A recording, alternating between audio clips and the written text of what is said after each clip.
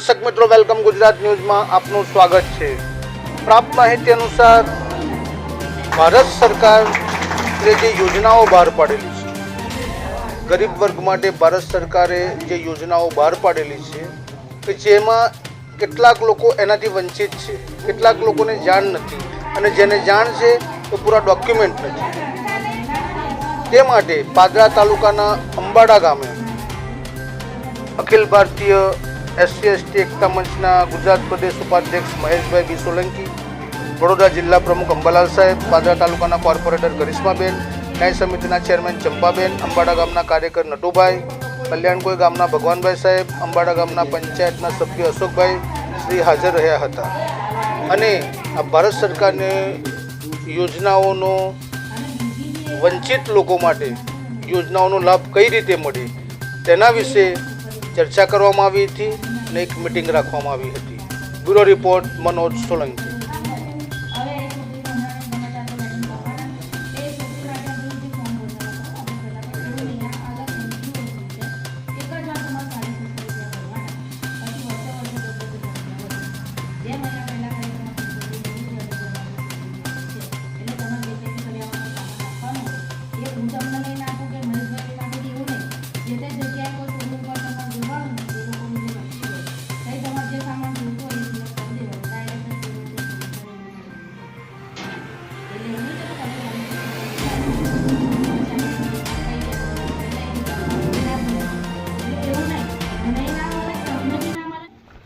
અને મારી વિધવા બહેનો, માતાઓ અને જે કંઈ દીકરીઓ છે એ દરેકની શું સમસ્યા છે એને હલ કરવા માટે અમારા કરિશ્માબેન અહીંયા પધારેલા હોય તો પ્રથમ એમને તાલીઓના ગડગડાટ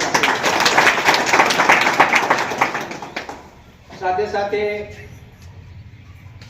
વડોદરા વાલ્મીકી મંચના અને વડોદરા જિલ્લાના SC/ST OBCના અધ્યક્ષ એવા અમારા ભાણેજ શ્રી મહેશકુમાર, એમને પણ વધાવી સાથે સાથે નંદેશ્રી મુકામેથી પધારેલા અંબાલાલભાઈ SC/ST અને ST OBC મંચના વડોદરા જિલ્લાના પ્રમુખ શ્રી અંબાલાલભાઈ,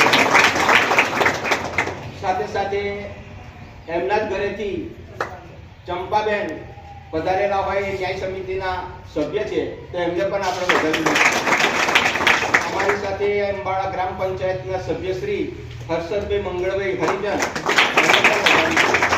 અને સાથે સાથે અમારા મહેશભાઈ ના પપ્પા ભગવાનદાસજી સાહેબ કે પિતાના પ્રતાપે અત્યારે મહેશભાઈ એક આખા વડોદરા જિલ્લાના અધ્યક્ષ છે, એનું મને પણ ગૌરવ છે। એમના થકી તમને અહીં ભેગા કરવામાં આવે છે અમારા મહેશભાઈ થકી। એમનો ફોન આવ્યો કે નટુમામાં તમારા ગામની અંદર વિધવા બહેનો હોય અને એ વિધવા બહેનોની તમે યાદી તૈયાર કરજો। એટલે ભાઈ શું કામ છે? પછી આ વિધવા બહેનો મને જે કંઈક ડોક્યુમેન્ટ આપવા માટે આવ્યા તે મને પૂછપરછ કરવા લાગ્યા, ભાઈ જે કંઈક થશે એ તમારા લાભ માટે થશે અને એના માટે બેઠેલા છે અમારા કરિશ્માબેન કે વિધવા બહેનોનું આખું એ સંગઠન જ ચલાવે છે, એટલે આગળની જે કંઈક કાર્યવાહી કરવાની છે એ અમારા કરિશ્માબેન આપશે।